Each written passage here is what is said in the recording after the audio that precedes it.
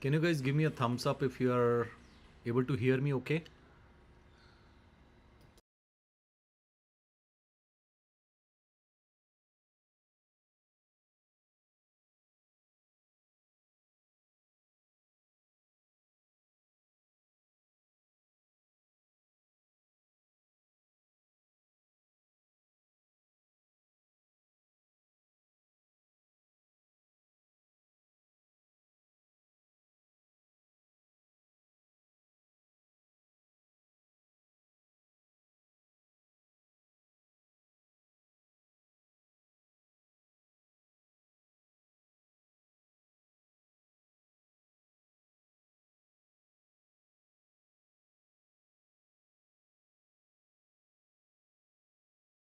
Hi, good afternoon.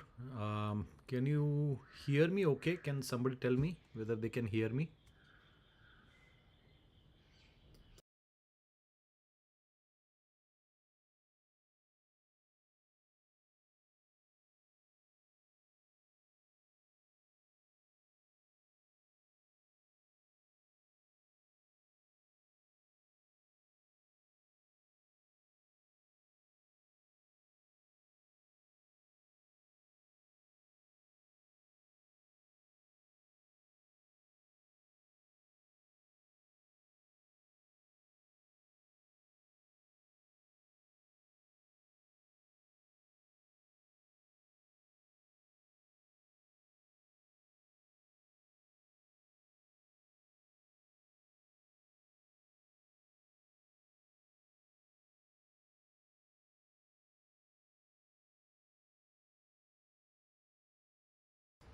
Hi, we'll begin in 2 minutes, okay?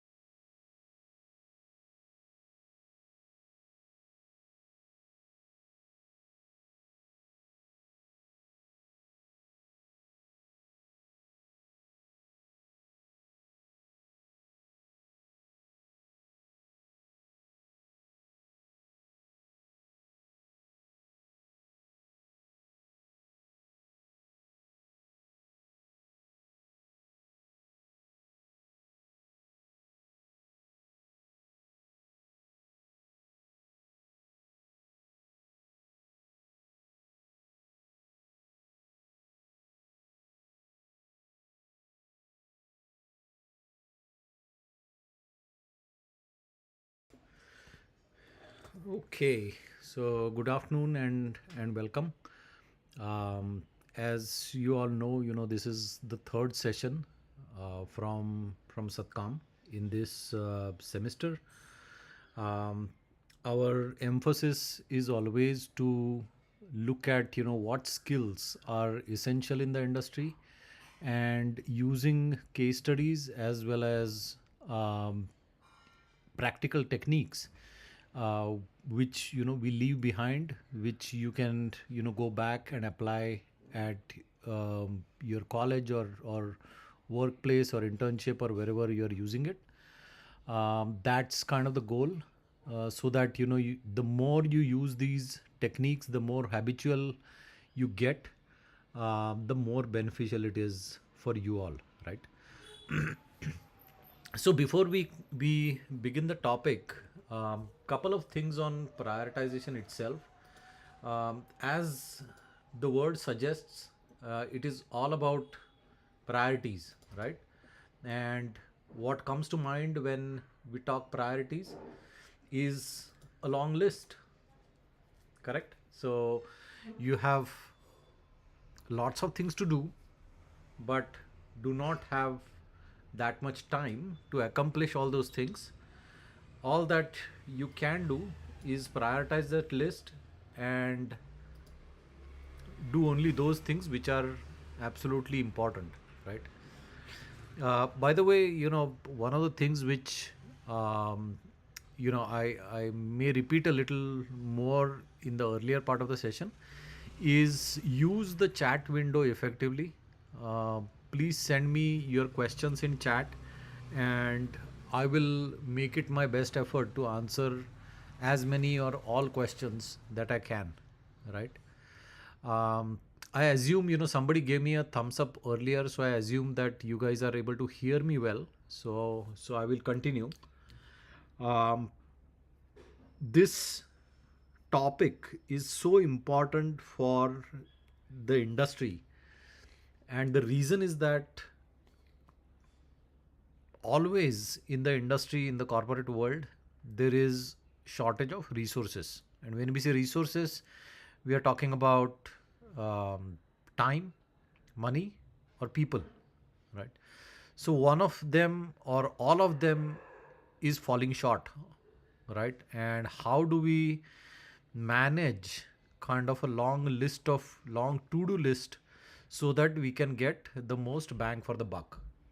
Now, when I say bang for the buck, in other words, we are talking about impact, we are talking about return on investment, um, we are talking about benefits. So there are multiple words when we talk about um, the impact in general, and the same applies to you as college students, right? So let me give you a quick example, right? I mean, all of you, let's say take 1 hour to go from your residences, be it your hostels or PGs or rental accommodations or your homes to your college. Okay, and let's take an example where it takes a finite time to go from point A to point B, and half of that time, um, is spent sitting in traffic. So you have 1 hour, but half of 30 minutes takes 30 minutes is consumed in the commute itself, and then the other 30 minutes you have like 10 things to do. What you do is, what can you fit in those 30 minutes you do first. You make sure that you get onto your vehicle, whether it's a bus or a train or your cycle or motorcycle or whatever it is, right? And get going. And then whatever you can multitask while you're on the bus or while you're on the train, you can do. And some of these things you push it to later, right? So the thing which I wanted to point out is that we are in this continuous mode of prioritization subconsciously already, right? So it is not new to us. You see it happening everywhere. It's just that one has to understand some scientific techniques which will which will give us some objective results, right? So we can't say that shall I do this or that. Can't be a gut feel kind of a decision, right? Between two things, what is the higher importance to do? There is a scientific method of finding out, and we'll talk about these methods as we move forward. Okay. All right, cool. Have case studies, and which are typically industry case studies, problems which either are today's problems or have been solved already in the past. We talk about techniques to solve these problems. We leave behind those techniques so that you can use those techniques in your day to day work, and then overall helps build skill which is the most desired in the industry, right? And what skill are we talking about today? We are talking about prioritization and being able to do good prioritization as we move forward, right? um, we all our sessions are hands on, so which basically means that we'll take a case, we'll work on it hands on, and kind of through conversation, through interaction, we will arrive at a solution. Again, a 2 hour session is too small to look at problems and arrive at solutions. And I'm basically talking about typical industry problems, right? So which basically means that you got to kind of note these techniques down, make a mental or otherwise note of these techniques, and then go apply them in your regular day-to-day work, right? Whether you are in college or even in your daily lives. All right, so today's topic is all about prioritization. It's kind of a little bit of a self-explanatory word, but it is also embedded and in a bigger skill, which is problem breakdown and resolution. A big part of getting things over the finish line, a big part of planning, a big part of getting to the outcomes that you want is prioritization, and we'll talk about it in more detail and learn about some techniques of how to do it also, right? Again, as you know, there is a chat window available to all of you. So I will encourage each one of you to send me questions as we keep moving through this session, and I'll try my best to answer each and every, or at least as many questions as possible. All right, so let's look at something which are symptoms, right? And what do these symptoms tell you? Okay, so while you're reading what's there on the screen, right, let me give you a little bit of color, a little more explanation on what I want you to do. One is, look at each one of these symptoms independently. What comes to your mind? Why is this happening? Okay, and what do these symptoms tell you? So, for example, and by the way, I'll maybe repeat this a few times, at least early on in this session, but please use the chat window to send me answers. There is no live conversation, so chat is the best way to converse for this session. So let's look at the first symptom, right? Say yes to everything. What does this tell you, right? Your friend calls you for, let's say, a pickleball game. You say yes, or you at least want to do it. I mean, inside you say yes, okay, because you don't want to miss being with your friends. You want to learn Python or all about agentic AI. You say yes, at least to yourself, right? And then there are several other incidences where you end up saying a lot of yeses, which basically mean that you are burdening yourself with a lot of things to do, right? And that brings me to the second symptom, that you have too many things on the plate and too less time to even think about what do you do with a few of them, right? Some of them you have an idea what to do, but haven't found time to do it, or some of them are even not in your list, but you want to get them in, and so on. So the list is always endless, right? What does this tell you?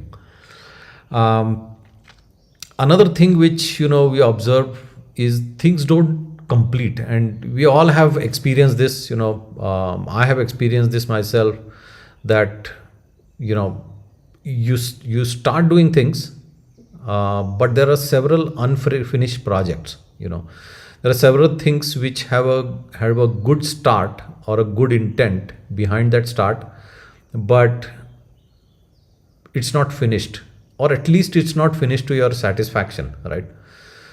So taking things beyond the finish line is what I'm talking about, and there are so many unfinished tasks, and of course, you don't feel good about anything that remains unfinished, right?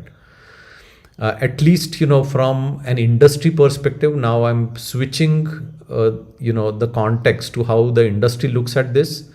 There is a lot of award and recognition to people who get things done, right? And who are, what I mean by getting things done, it's not always those people who have the best and brightest ideas, who call for the highest respect in organizations, but those people who actually can get things finished. Okay. They definitely show consistency in finishing things, and those are the people who get things done.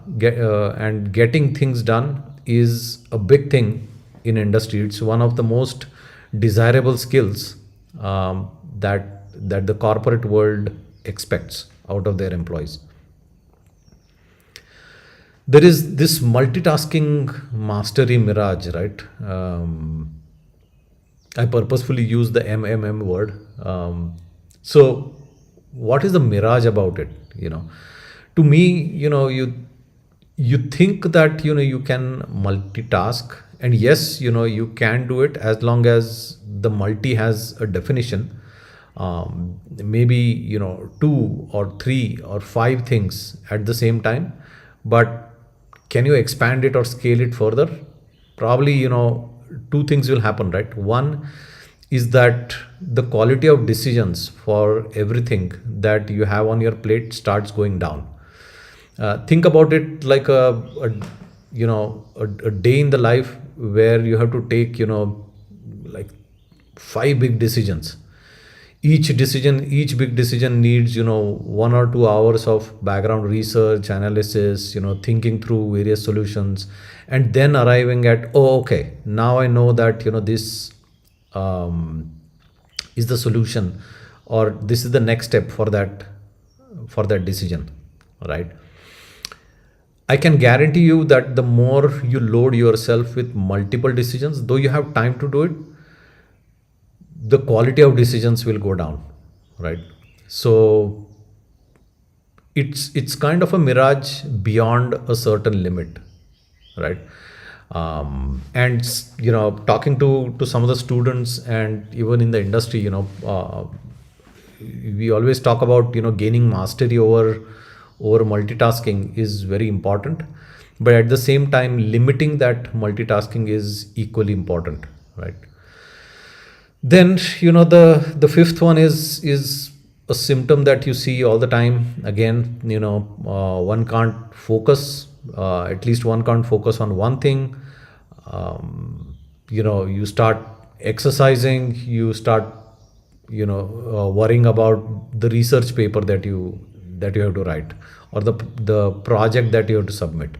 You start working on the project area. You start thinking about booking train tickets for your next journey, and making that phone call that is pending for some time. So there is a lack of focus, or at least changing focus. And of course, if you look at or watch some of the past Satcam sessions on time management, you'll find that there are techniques on how to focus, and these are very simple day to day kind of techniques on bringing focus back to work. And when you bring that focus back again, the quality of your delivery, the quality of your work gets enhanced several fold, right? And the last one is feedback ignorance, right? So don't pay attention to feedback, which basically causes wrong output and no outcome, right? So I don't want to paint a picture of all of disappointment here. It's not that, but these are several symptoms which cause one not to get things done. They cause one to take the wrong calls, and so on, right? So keep asking questions in the chat. I'll look at the chat for for a few seconds, and then let's see if I can answer any questions I have so far. Let's see.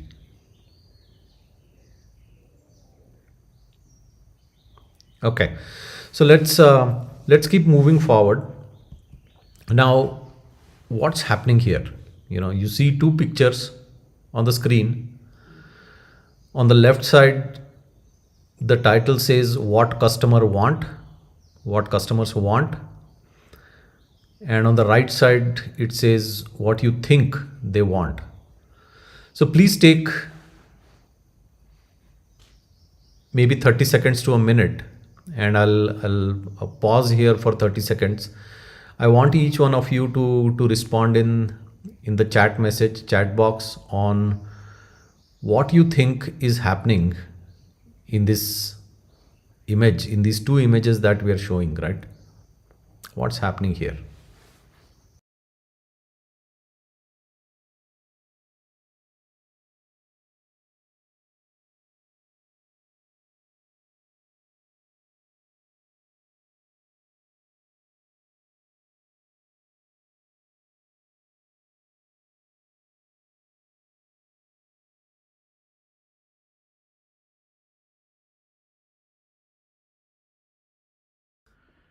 All right. So, can anybody tell me, what do you see in these images and what do you think is happening? Okay, so Divya is saying customers know what they want, but we get confused and overestimate their needs. Okay.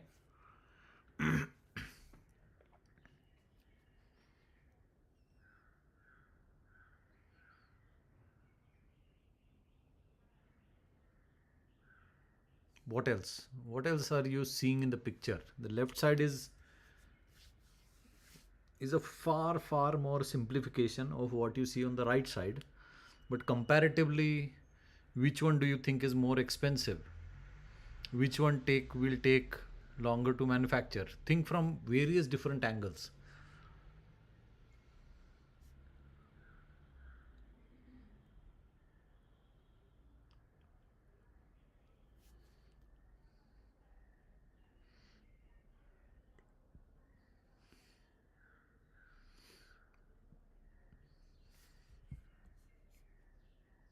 Okay.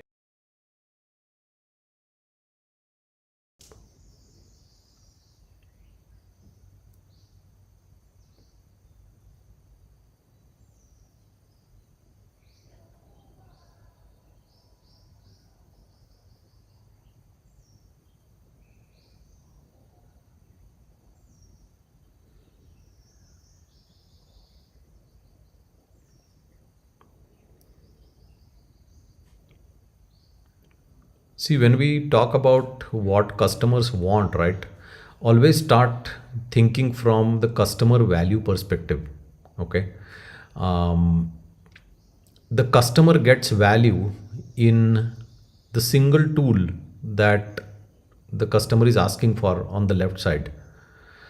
When I talk about a single tool, I'm talking about simplicity. I am talking about fulfilling the customer need by keeping it simple. When you deliver to what the customer want, obviously, you get paid for it, right? The customer basically buys your product or buys your service. There is no The customer also does not have, you know um, is not put in a situation where they have to think a lot before buying the product. Do I really need this? Do I really need that? And so on, right? And why does this happen? This is also kind of an outcome of not paying attention to the customer feedback, not understanding what really is important to deliver today. Think from a manufacturing timeline, right, of these two products.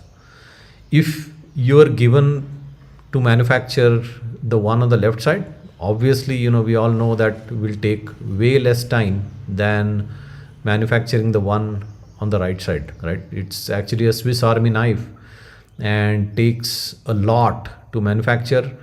It's a lot more complex, to assemble, it is way more expensive. So what's happening is maybe you're pushing the customer away, one, through the delayed timeline that you need to deliver this product, the higher expense which you're cutting off some customers for whom this becomes unaffordable, and of course finally the customer saying that, oh, I didn't ask for like 20 features in my product, I just wanted this one or two features and I'm good with it, right? So what is missing here, if I was a product manager, and by the way, this is this is just a little bit of a humorous or a funny example, but believe me, these things happen in the industry. Okay, these things happen because of lack of prioritization. I mean, they happen because of many other things, but if you do not prioritize of what is important today to deliver, what is urgent today to deliver, you kind of fail on a lot of commitments, right? Commitments to customers, commitment to your business, and so on.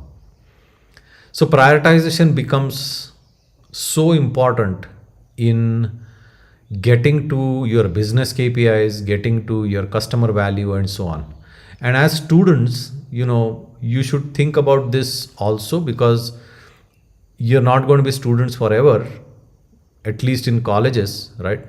You are going to be learning and growing in corporates or your own companies, or outside your colleges, or even in your daily life, right? And that's where prioritization and the techniques that we'll talk about today become very essential to understand. Okay, so a quick recap, right? I would encourage that there is a session from Satkam called Problem Breakdown and Resolution.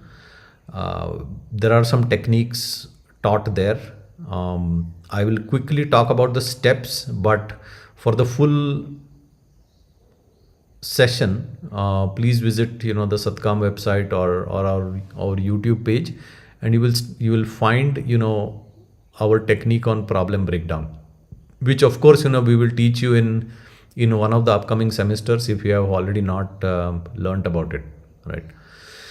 So understanding the various parameters that lead to a problem, applying your critical thinking ability to look at all the data that leads to the problem, asking the right questions, kind of invoking your curiosity, your inquisitiveness, asking for the data that leads to the problem, and basically culling out data that is unnecessary. A lot of times we know that we look at data which is unimportant.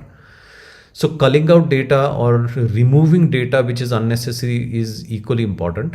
And then what happens is you at least get to a good solid problem statement, that I know now that to fix this particular problem I have two or three solutions. Now you could apply prioritization to every solution, like you have three solutions, solution number 1, 2, and 3.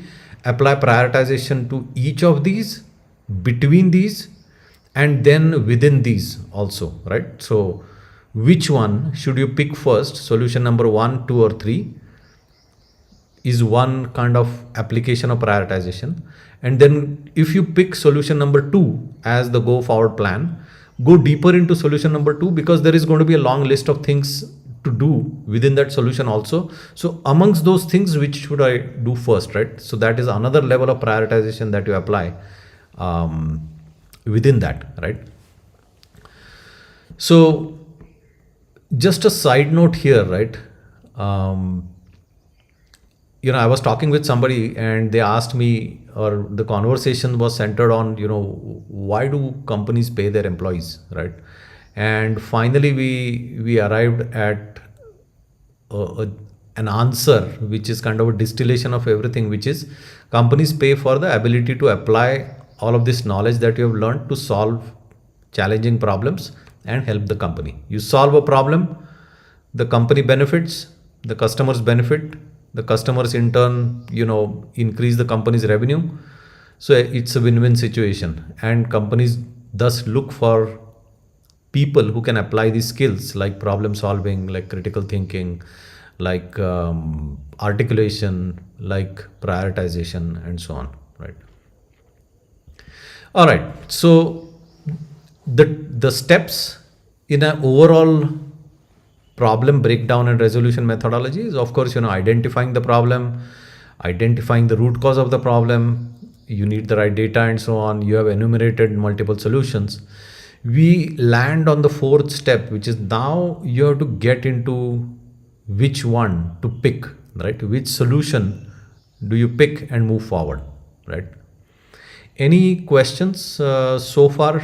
So I'll give everybody maybe 10-15 seconds, and then we'll continue.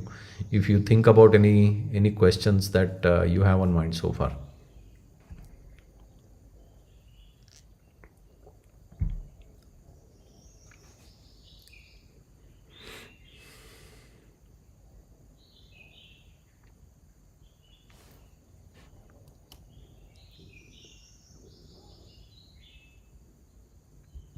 Okay. So what we are going to do is use a case study. Everybody understands OTT, over the top, streaming solutions. We all have heard about, the big players today like Netflix and Amazon Prime and Hotstar and Geo Hotstar and so on. So let's assume that we are a part of this company. Okay, we are all a part of this company called Streams, and we are going to use this case study. So just to set context, right? What does this case study look like? We have been around for 4 years, right? We have a mobile app, we have a web app, we have content, we stream this content. How much is our revenue? So we have hit about 100 crores. Obviously, the 100 crores doesn't happen in a day. So we have spent a lot of time initially to come up to this level, but today's revenue stands at 100 crores. Okay. We have 90 lakh customers, right, in India.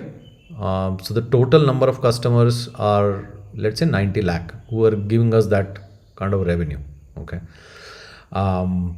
We have 3 languages. So as you know, there is always, at least in India, there are like 23 languages and several dialects of the 1.140 crore population that we have here, right? Of the 1.4 billion people in India, let's look at how many people actually have mobile phones. Let's say 700 million people have mobile phones, and out of which how many people have smartphones and how many people do OTT subscriptions, out of which how many people have money in their pocket to pay for an OTT subscription, and so on, right? So we have what is called as a target addressable market. And in the past, what we have done is our target market is going to be the English speaking world in India. So everybody who understands English, everybody who understands Hindi, right? So as you know, the Hindi speaking belt in India is quite big. And in the past strategy, what we decided was that let's go after the Hindi speaking belt. And then there is a lot of content consumption on the eastern side of India also. So we have put our application, our app, mobile app, in the Bangla language also. So these 3 are the languages that we serve today to our customers, and we have plans for growth, right? But let's look at why are the customers happy with us today, right? The customers are happy because we have Korean content and that too in three languages. As you all know, K-pop and Korean content is pretty rich in its storylines and the costumes and the plot, the characters and so on, and it has gotten to almost like a worldwide popularity. So what we have done is we have licensed some Korean content from Korean studios, right, who produce this content, and we serve it in three languages other than of course the Korean native language. And not many people in India understand Korean native, so we focus on the either subtitles or dubbing, right? So that's all of that is what we have in the product, and customers love it for this, right? This is not the only thing, but this is one of the upsides why customer love our app.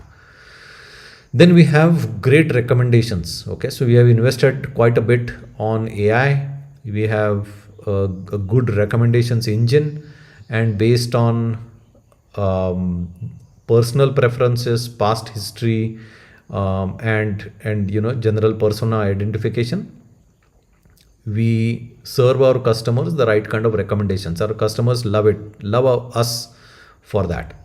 The other thing is that it is a freemium model, right? So as you all know, freemium is, it's more like a try and buy, or to put it simply, if there is a web series with 10 episodes, the first two are free, and after that, we put a paywall, so which means that the customer has to pay after the first three.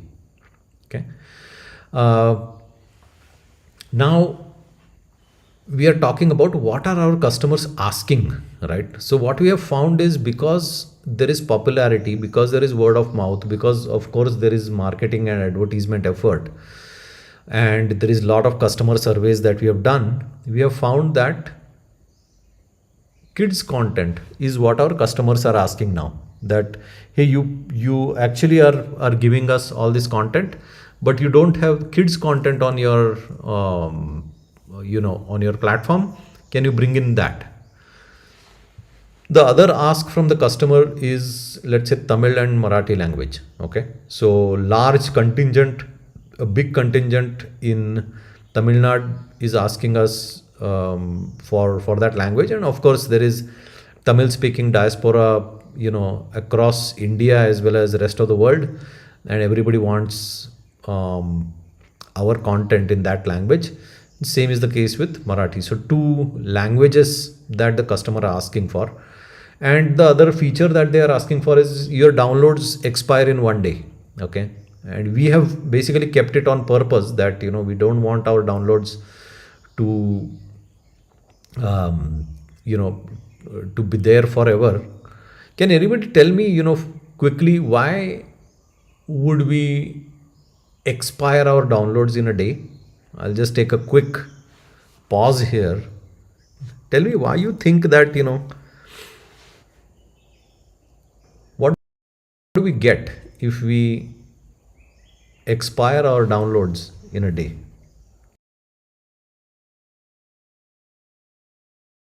Yeah, anyone?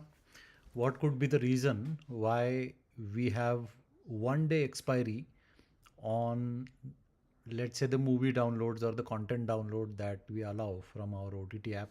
What comes to your mind?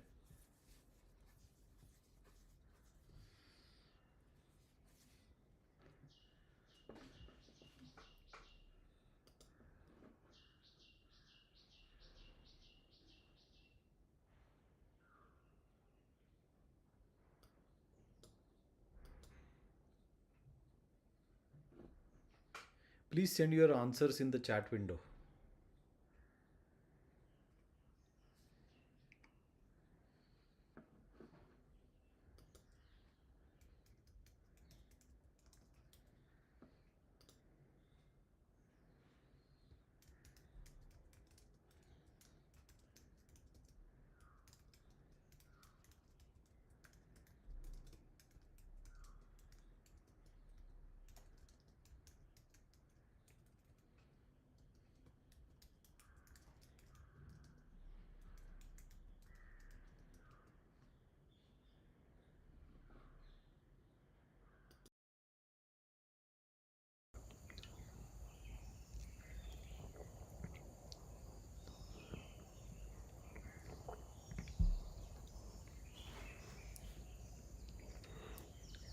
Okay, so so let me tell you, right?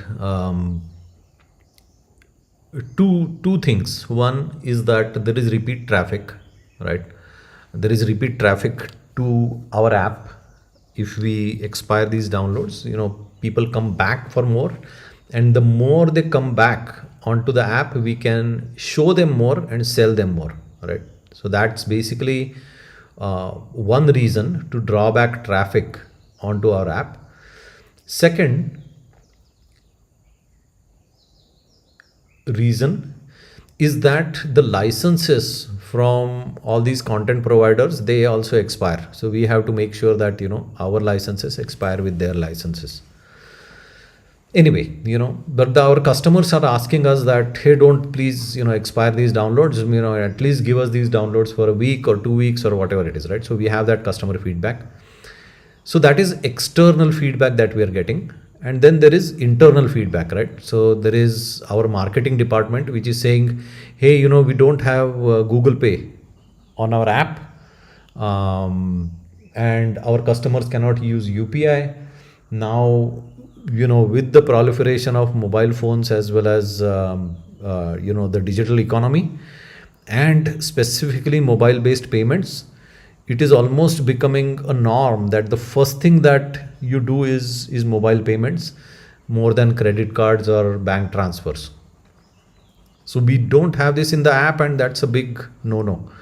Who knows? There are multiple customers who may not be buying our product or subscribing to our service because we do not have UPI. Okay. The second thing which marketing is asking us to do is, can you bring in this feature of loyalty points? Okay. So when I say bring in the feature, remember that each time somebody asks for loyalty points, uh, it's not easy to kind of have these features in the app, right? When I say easy, it takes effort to engineering effort to design, UX effort to have the right kind of interaction, customer interaction, user interaction with the product. Then look at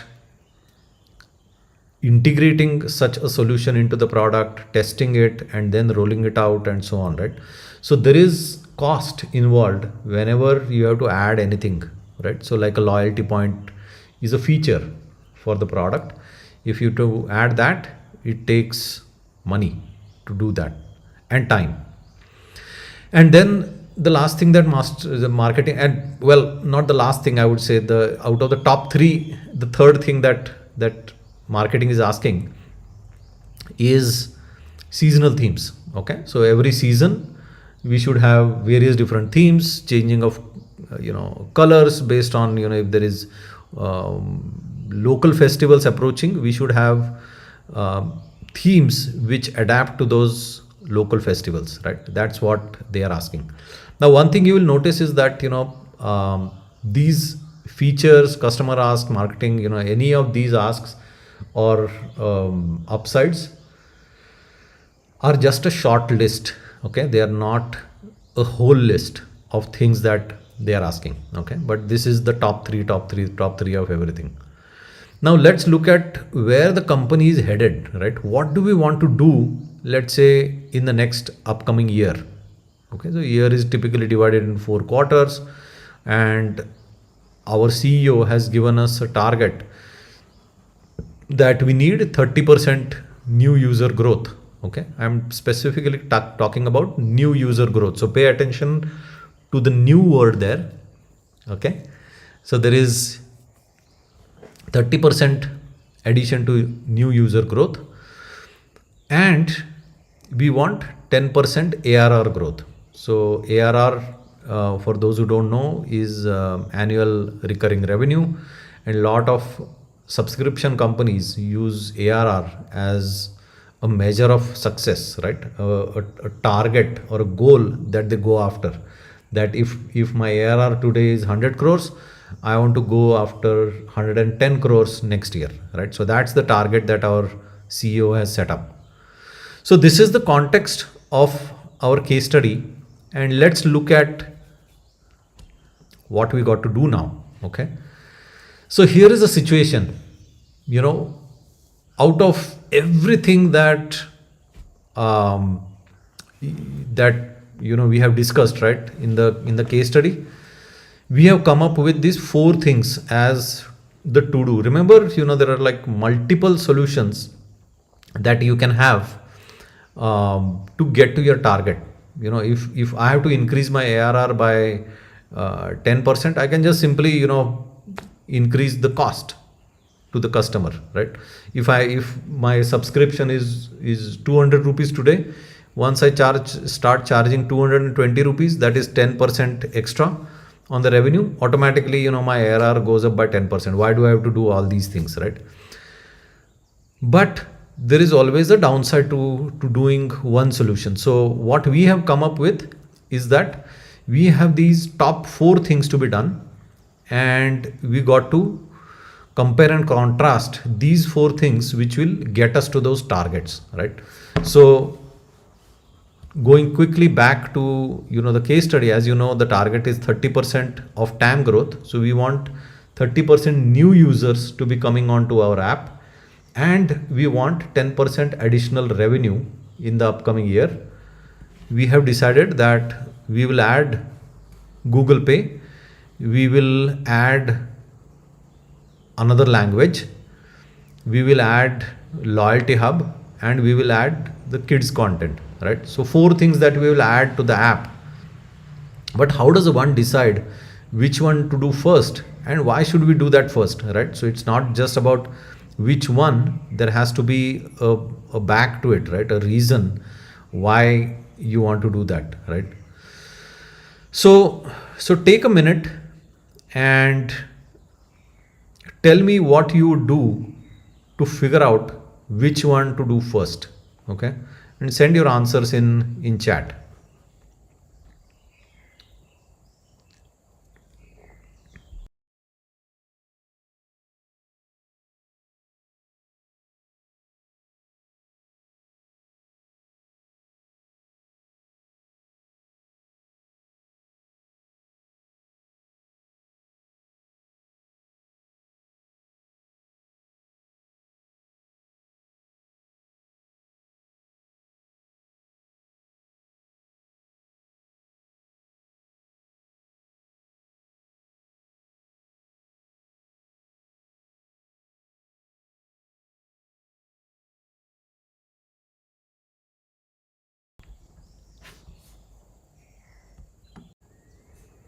Okay, so we will get to those answers, but first we need to understand what are prioritization framework. So there is no silver bullet here, right? There is no one solution to this problem. Each problem needs a different diagnosis and different treatment. So let's look at a few problem statements. Let's say a fintech company decides adding cryptocurrency trading versus fixing password reset flow. So there are two things that this fintech company wants to do, but they can do only one out of these two. How do you solve this? There is, during the discovery phase, right, or when we are working with fixed deadlines and stakeholders, what do we do? So you have been given kind of a time bound plan, right? What technique do you apply if you are told that you have to get a few things done, and here is the time, right, that we want this to be done? Or if you're designing a hotel booking site, what kind of framework do you apply? If you are a SaaS team who is looking at their backlog, when I say SaaS, it is software as a service, and you are a part of the engineering, there is a huge backlog, which means there are just like the to-do list for engineering is called the backlog, right? And you're looking at the backlog, but what technique do you apply, right, to sort that backlog, and so on, right? So let's look at each one, right? So there is the fintech solution. When anything is purely objective, you know date you know when you need a purely objective, data driven way to compare features that are, vastly different from each other. The fintech solution, for example, is this cryptocurrency versus password reset, right? There's no similarity between these two features. When you run into something like this, then the gold standard is RICE, RICE, which is something which we'll talk in more detail today, right?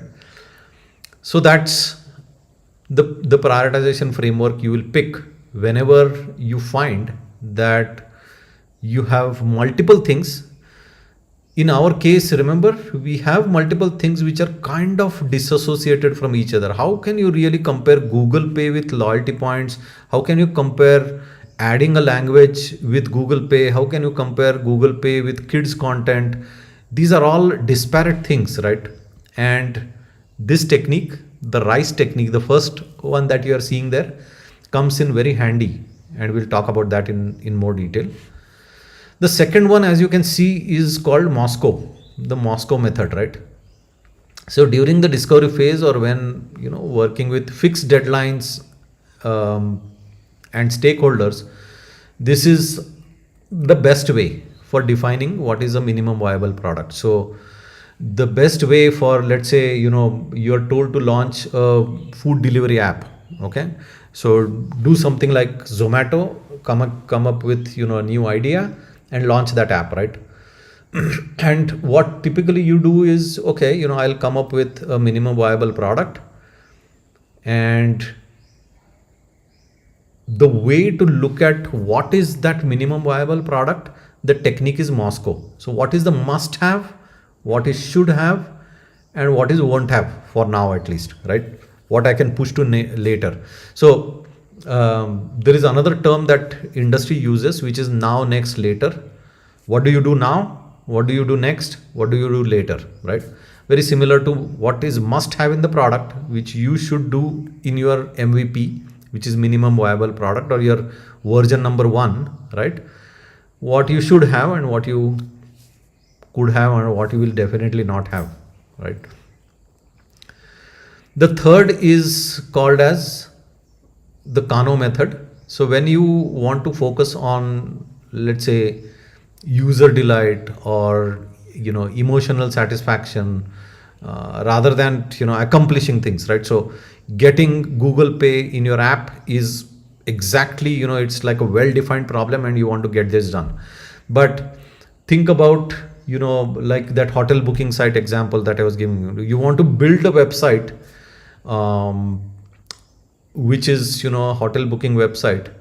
What all things would you consider, right? So how do you scale from a basic thing, like you can look at a room and book it, or will you look at the performance, speed of search result, the quality of images that you're showing? Of course, faster the performance is better, right, with good quality images.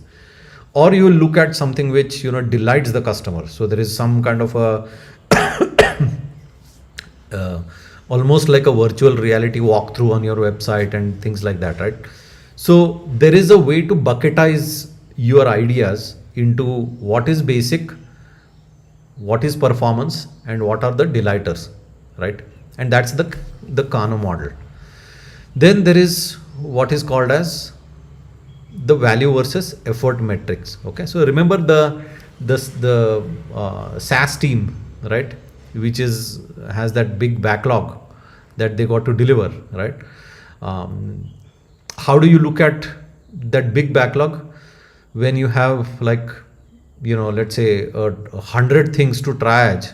The best way is to bucketize into high value, low effort.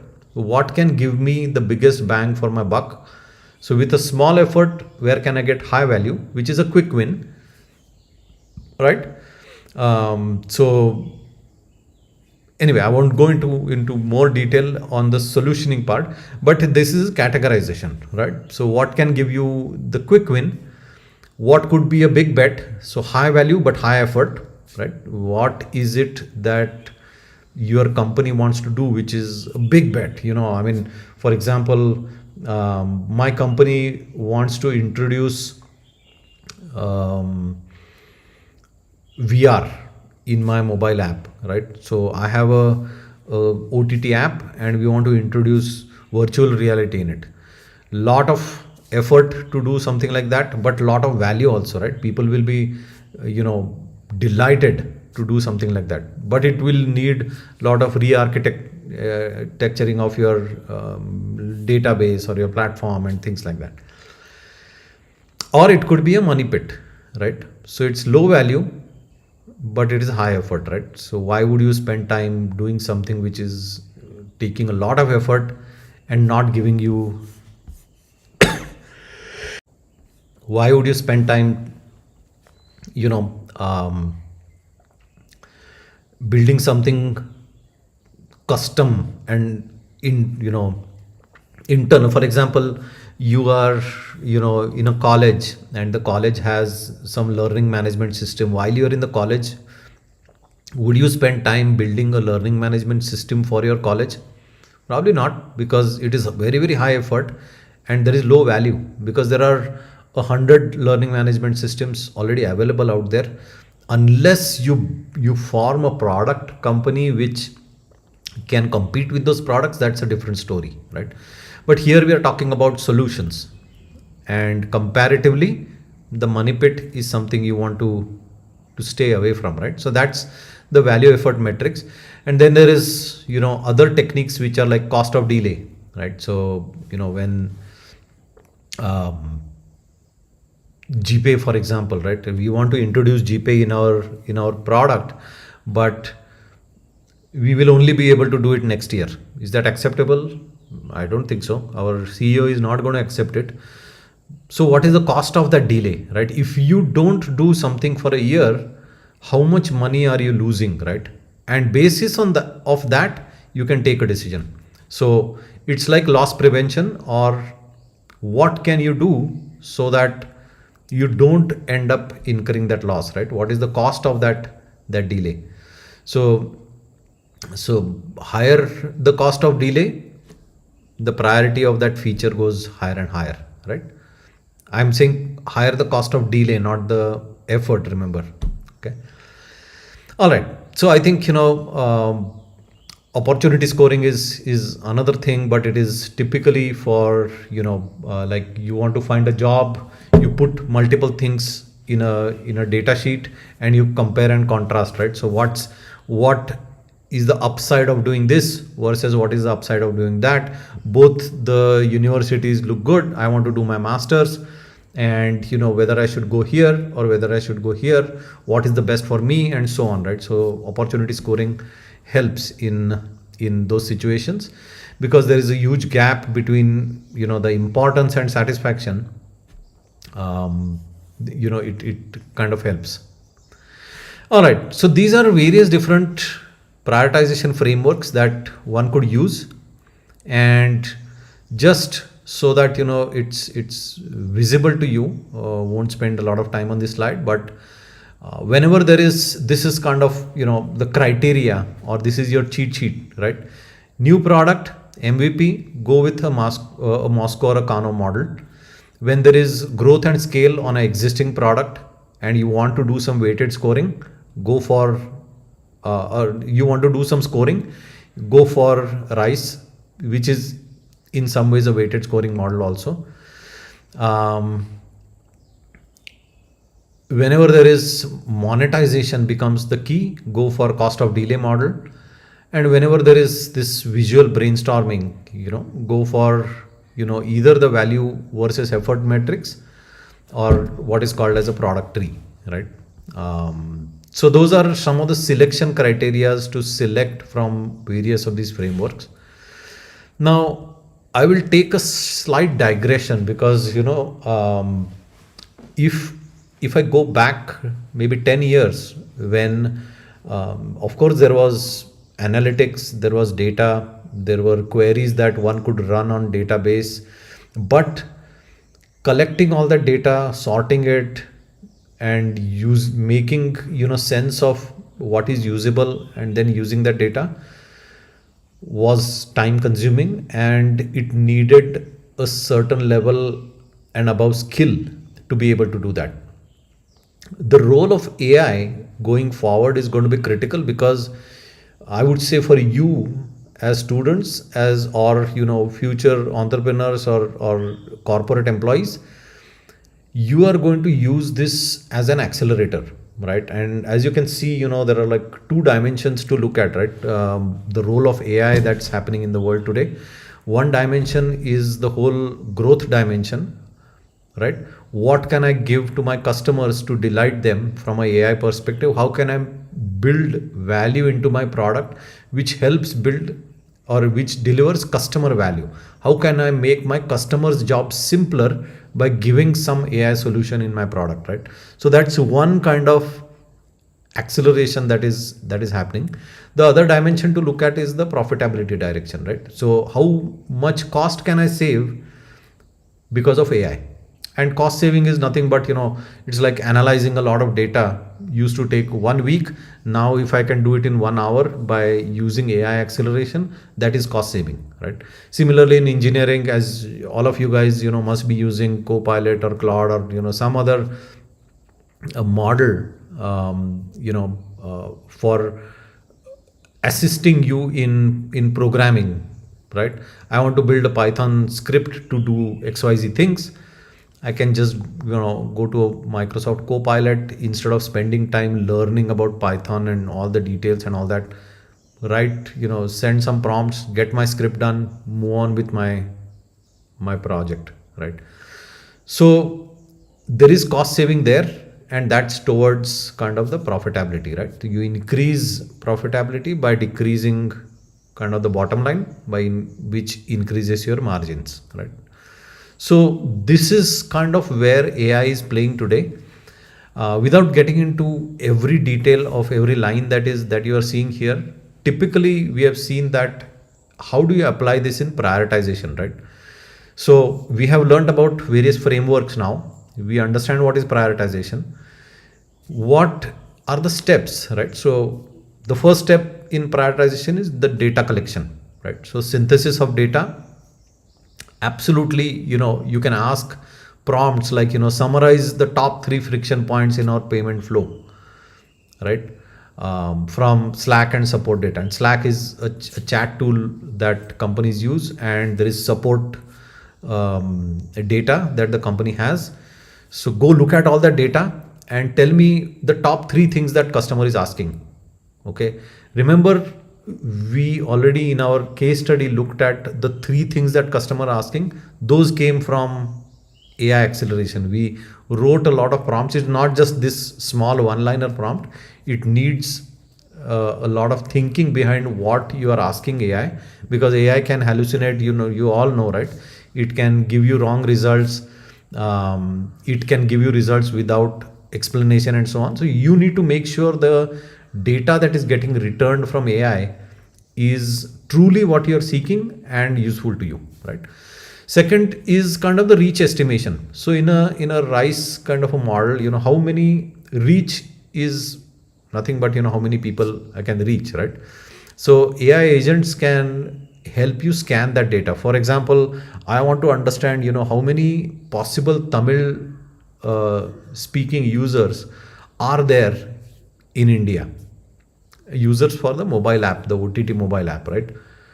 Now, this is just screen scraping and gleaning data from the internet, looking at various reports and looking at what otherwise, Google was telling us so far, and synthesizing all that and telling you that, okay, if you go after, if you add Tamil language, then this is the kind of TAM that you can look at, right? So there is acceleration, but what is it that you're seeking is something which you need to prompt the AI, right? So having the right kind of questions asked, the structure, giving a lot of context to what you're asking AI engines to do, helps in the sanity of the data that's coming back. The third is the impact penetration. If I do this, what will happen? If I do that, what will happen? And so on, right? When I say what will happen, from an impact perspective, how much of a change in revenue will it be? Yesterday, or when I say yesterday, in the past, you are building models in Excel sheet and trying to figure out, okay, let me build a model week over week, month over month, like 1% change month over month, it will give me this much. Then there are so many repeat customers, so many new customers, this is the percentage I get out of that 1% from repeat, this is the percentage from new customers, this is my churn, and so on. So my net impact is $600,000, right? Now this entire calculation which I explained to you in whatever time, right, 30 seconds, is something which AI can return in 30 seconds really, right? And this is the acceleration that nowadays people are getting from using AI for impact prediction. So building predictive models has become slightly easy, but again, the input to AI is critical. Then there is effort estimation. If I know from my past history, or as our company has been there for 4 years, we have a lot of engineering data that we have collected, we know how much time and effort it takes to deliver a feature or a product functionality. And when I say deliver, I'm not talking about just the output part, right? Output is one which is important, but the outcome also, right, when it reaches the customer. So one is getting things from paper, feature, to actually a code which is working in the product, and then having that code made available as a feature to your customers, and customers liking it and paying you back for that extra subscription. That's what I mean by assessment of that effort. It's also called effort estimation, and AI can definitely help there using some past data that you have. And finally, scoring and ranking.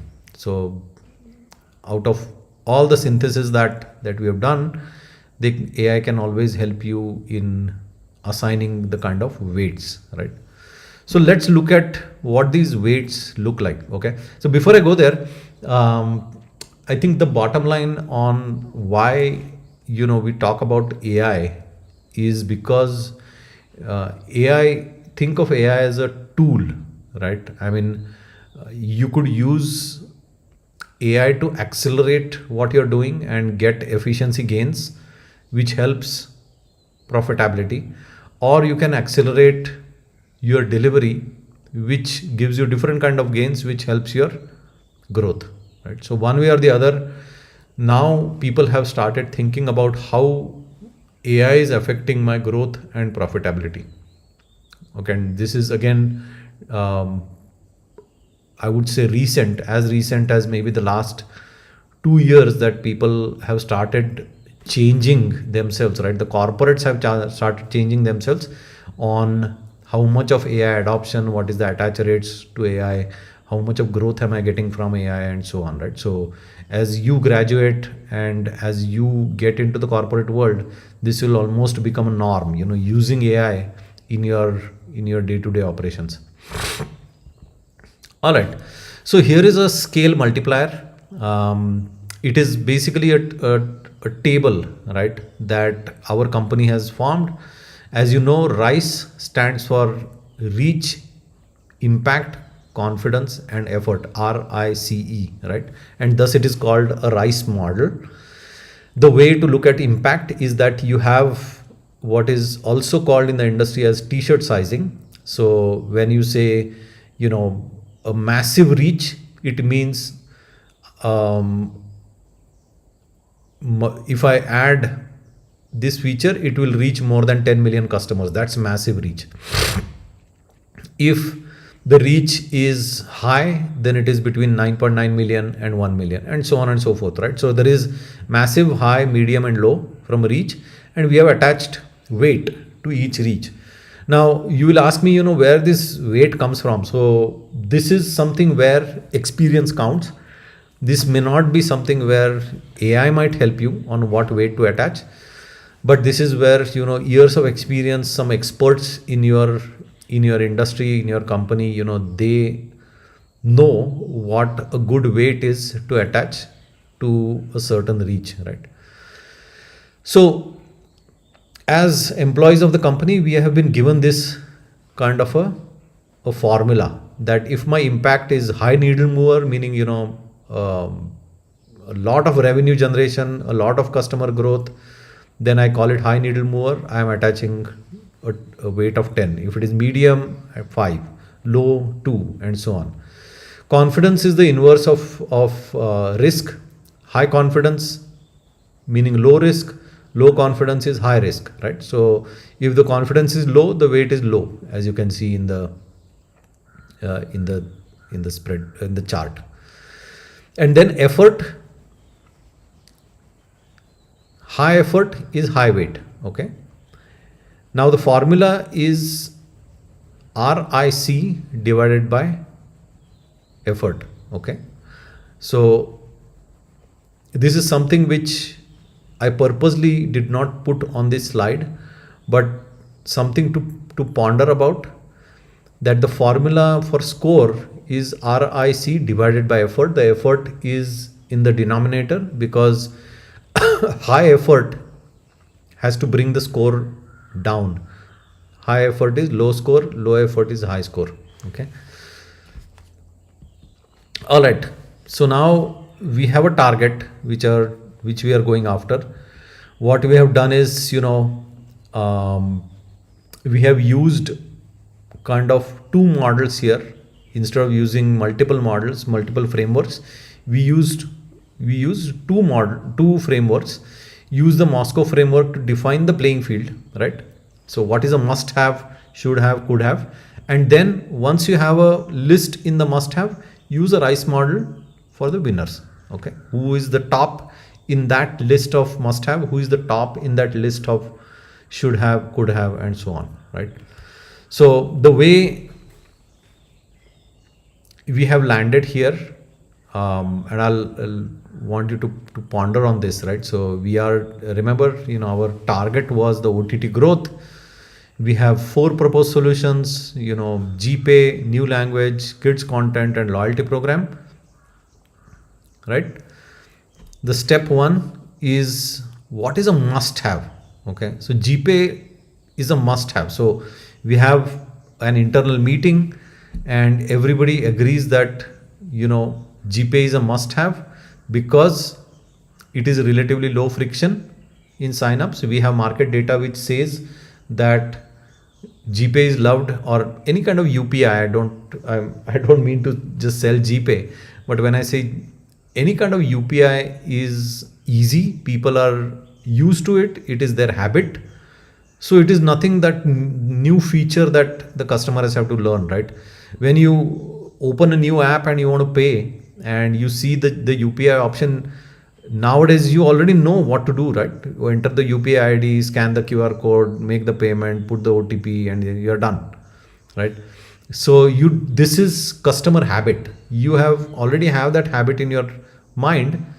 Get into that habit, right? Instead of teaching some new methodology to customer, get in their habit. And thus we have all decided that GPay is a must have. Similarly, we have decided that TAM it's necessary for TAM growth, but high effort, which is new language. Yes, definitely, kids is I think 70, if I'm not mistaken, some 9%, 9 or 12% of the population in India is that kids population, right? Who watch content online. And when I say kids, I'm not talking about anybody who is more than 16, right? I'm talking about, let's say, between 8 to 16 years of age, right? Who watch content, or even earlier, maybe 6 to 10 years, who watch kids content, right? Especially cartoons and those kind of things. And then the last one is loyalty program. So yes, new growth, but not a big retention. So we'll put it as won't have. Okay, so we have applied this Moscow filter. Then what we are doing is we are going to we did rice. Obviously, we did rice with AI assistance for each of GPay, language, kids content, loyalty program. What is the reach?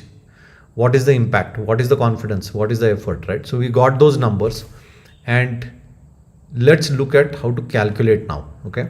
So for GPay, and here is something where I want you to tell me these answers, and we'll come back finally with the final answer in a bit. But you tell me from this chart, if I tell you that Google Pay, look at the top right corner, Google Pay is high reach, high needle mover, mid confidence, and mid effort. Remember, the formula is RIC, R multiplied by I multiplied by C divided by effort. Take a minute and calculate this, and then we'll move on. Okay.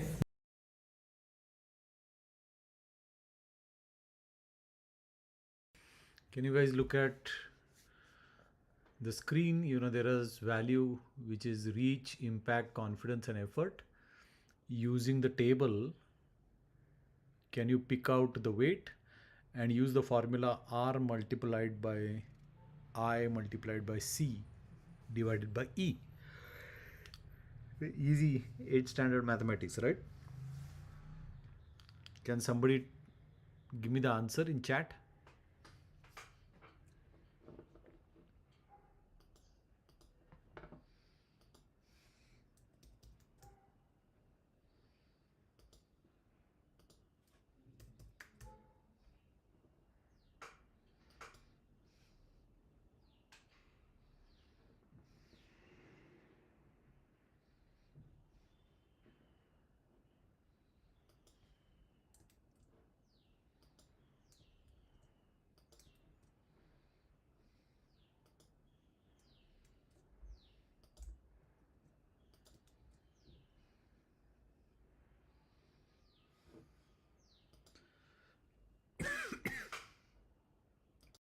Close all the answers later.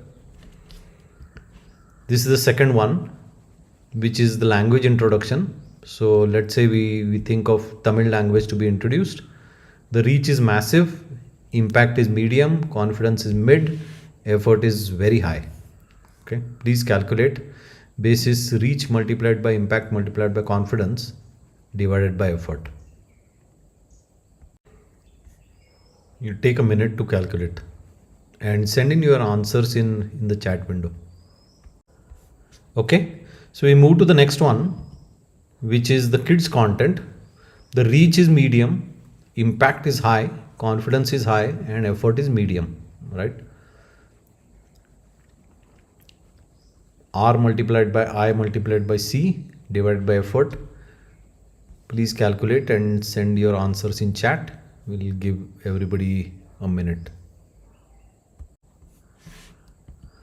All right, and now the last one, which is the scale for loyalty points. So reach is low, impact is low, confidence is high, effort is low. You know the formula already. Let me know the answers. Again, for those those who missed the point earlier, the calculation that you have to do is look at these spreadsheets, look at the weight value, take that weight, open your phones or calculators, and just it's a simple 8th standard mathematics to calculate reach multiplied by impact multiplied by confidence divided by effort. So take a minute, and I promise you this is the third last slide.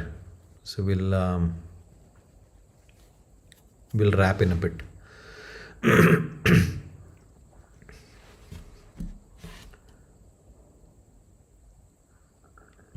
Okay, so I think all of you kind of did these calculations, and here is how it looks like.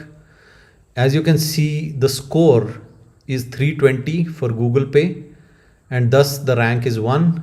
The language is 80, kids content is 50, loyalty is 20, and thus they are down the ranks, right? So now we have a very objective way. We have looked at the data, we have looked at every possibility, how much reach, how much impact, how much confidence do we have to deliver, and what effort does it cost. We have looked at the Moscow model first, to think about what is a must have, should have. Then we applied rice scoring, and we came up with this as the result. Okay, so this is how one decides which one to do first, and now we have a reason why we should do first also. Okay, before before I kind of conclude, right, in a minute, remember that AI provides the first drafts. Do not go by exactly what AI is telling you, right? Remember, in the past, what you used to do is, fire a few queries on Google, get the data, and take time to analyze the data, and make your own judgment calls based on that data. That, okay, this is something which I will do, will not do. This data is not useful, let me write another query, get more data on it, and so on, right?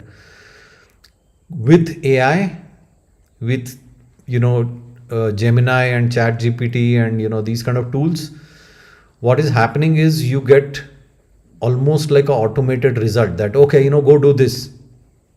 Okay, the scoring itself, the reach, impact, effort, and confidence, all of that also has limited or limiting accuracy with what AI is returning. So verify that, and please use human judgment for the trade-offs where the data is messy or conflicting. So where the data is kind of clean, right? When I say clean data, it is about how many users in India use Google Pay. There's only one real number, maybe a few counts here and there on people who have dropped out of Google Pay and moved on to something else, and so on. But by and large, you can actually point to that data. It is exact data, right? It's not messy data. But there could be messy data, like, if I want to build a hotel booking site, how many people in India would like to use my site? Maybe AI will give you that answer, but based on what, right? Based on a lot of conflicting, unstructured, unclassified kind of data, right? So please use human judgment when you're using results from AI in your day-to-day decision making. But this was essentially, in a nutshell, what we talked about was, you know prioritization. Basis prioritization, people take objective decisions, and objective decisions lead to good outputs, which lead to good outcomes, right? And that's the reason why Satkam feels that this is a desirable skill to have for students, and future corporate world employees, or entrepreneurs. Okay, so thank you very much. Thanks for listening. I hope you have a great day ahead. Bye for now.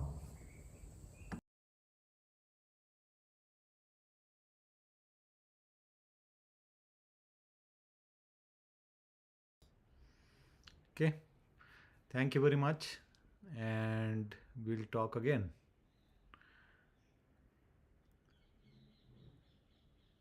Bye.